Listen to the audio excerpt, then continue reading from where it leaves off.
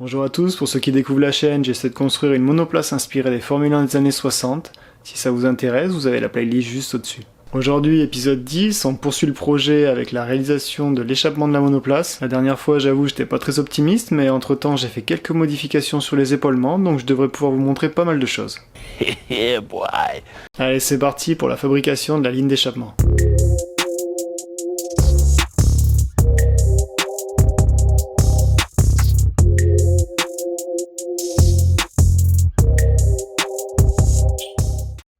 On commence par se remémorer le plan. Je vais rester au plus proche des diamètres des tubes d'origine, mais passer de l'acier à l'inox. Je vais donc devoir utiliser un TIG avec de l'argon. Ce sera un échappement 4 en 1, c'est-à-dire que les 4 sorties d'échappement se rejoindront au même endroit pour ne faire qu'un tube. Vous voyez donc là le fameux endroit qu'on peut qualifier de mini collecteur, puis on termine par le silencieux. On pourrait croire que tout est fait au pif, mais non, les 4 tubes font la même longueur et ces derniers rentrent dans le collecteur dans un sens bien précis. En effet, afin d'avoir un effet d'aspiration, l'ordre d'arrivée doit suivre la séquence d'allumage. Sur ce modèle, cette dernière est 1, 3, 2, 4. Maintenant, on va épurer tout ça pour y voir quelque chose.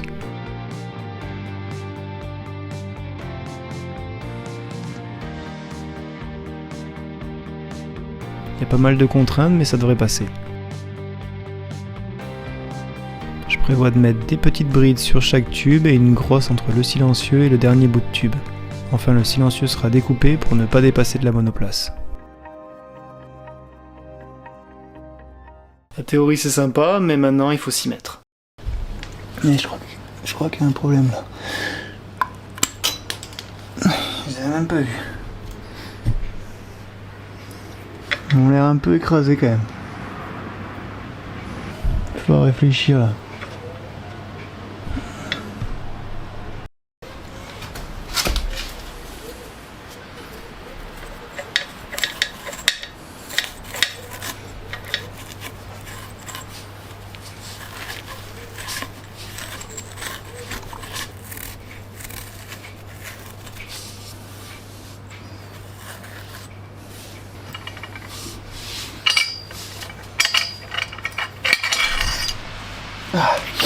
Alors, on a l'étanchéité qui est un peu merdique. Au final, en remplaçant le joint, en enlevant le joint cuivre, on voit bien que j'avais peur en fait que ça soit trop épais comment on appelle ça.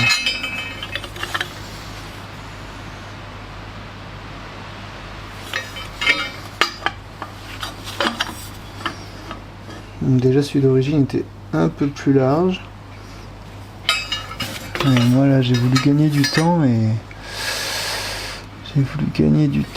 bon, l'étanchéité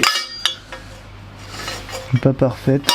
Je vais essayer de charger là sans faire de conneries. On va tester ça.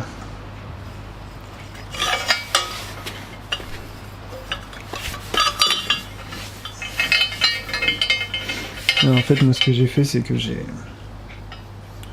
pas de tube qui faisait pile poil la bonne taille. Donc j'ai pris le même tube que celui de base, je l'ai coupé en petits morceaux. Et j'en ai soudé 4 comme ça. Donc c'est nickel pour venir remettre la portée là. Et pour l'étanchéité,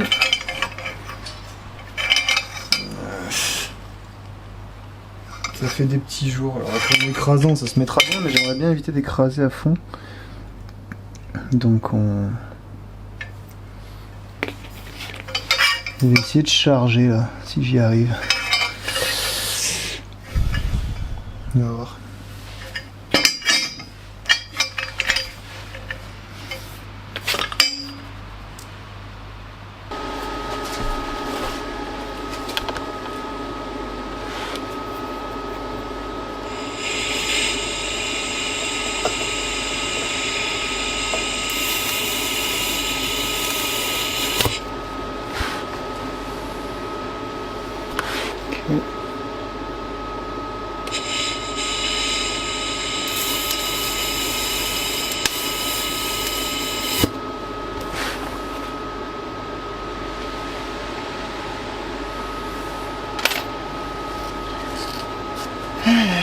c'est pas facile, hein.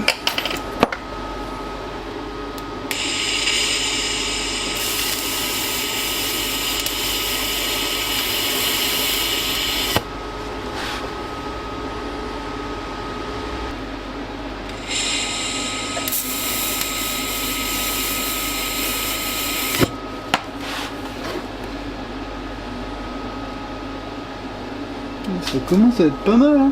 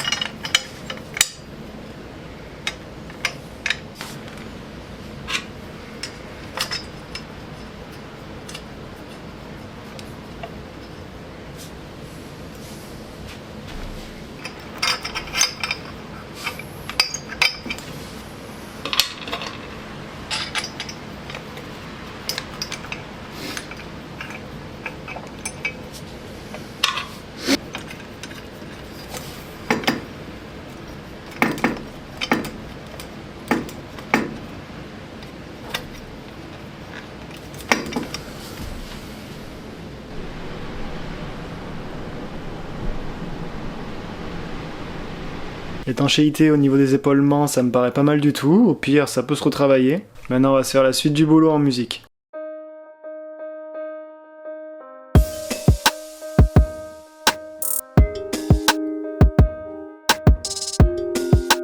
J'avance tube par tube en essayant de suivre au mieux les plans. Dans un premier temps, c'est un simple pointage.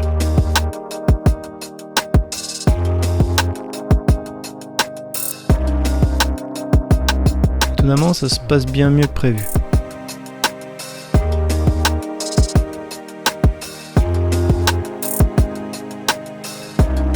On va maintenant tout souder.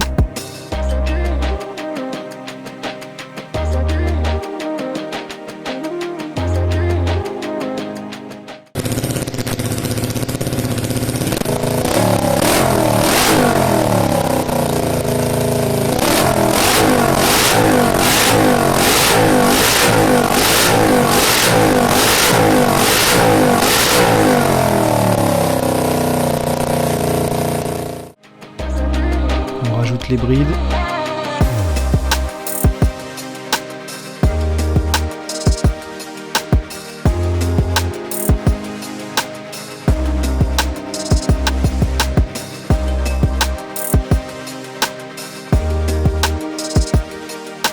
puis le collecteur.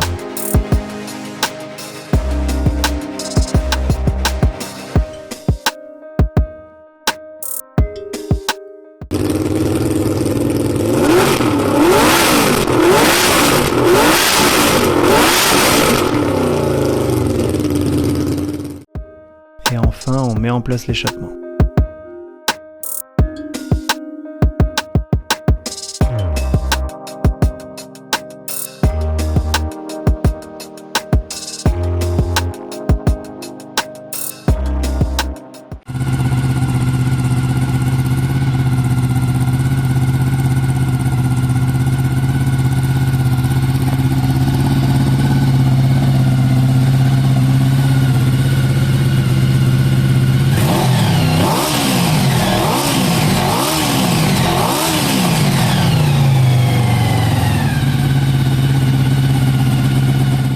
Bon, ça a de la gueule, non? Je suis vraiment content de cet échappement, il est vraiment mieux que ce que je pouvais espérer. La prochaine fois, je ferai sûrement une vidéo sur les détails oubliés et je sortirai la monoplace pour quelques photos et peut-être les premiers tours de roue. Allez, je vous dis à la prochaine, ciao!